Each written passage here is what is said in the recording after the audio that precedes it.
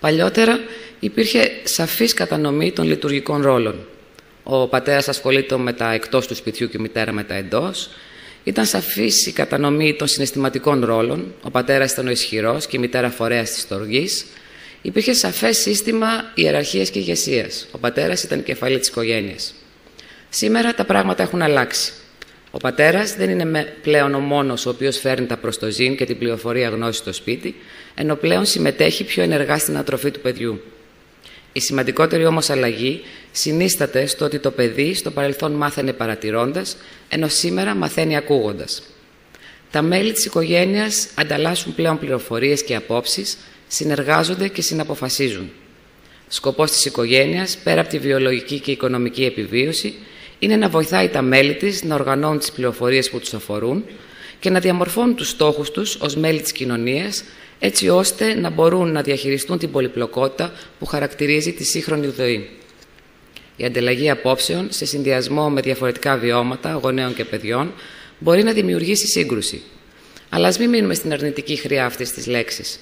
Το σημαντικό είναι, χωρίς εγωισμό, αιμονές και επιμονές, να μετατρέψουμε αυτή τη σύγκρουση σε συνάντηση. Η επικοινωνία ανάμεσα στα μέλη είναι πλέον πιο σημαντική από την παροχή υλικών αγαθών. Μέσα από τις διαδικασίες αλληλεπίδρασης των μελών καλλιεργείται ο σεβασμός, προάγεται η κατανόηση και ενισχύεται η ανάληψη πρωτοβουλειών και υπευθυνότητα. Σημαντική και κρίσιμη θεωρείται επίσης και η επικοινωνία της οικογένειας με το σχολείο, το οποίο αποτελεί τον επόμενο φορέα κοινωνικοποίησης και εξέλιξης του παιδιού, αλλά και τον κύριο φορέα κατάκτησης και επεξεργασίας των γνώσεων. Μιλήσαμε ήδη για την πληθώρα πληροφοριών την οποία έχουν στη διάθεσή τους τα παιδιά. Είναι σημαντικό όμως να τονίσουμε ότι η καθ' αυτή πληροφορία δεν μπορεί να φέρει σημαντικές αλλαγές. Ένας από τους ρόλους λοιπόν του σχολείου είναι να εφοδιάσει τα παιδιά με τις κατάλληλες δεξιότητες ώστε να αξιολογούν την πληροφορία, να την επεξεργάζονται και να τη μετασχηματίζουν σε γνώση.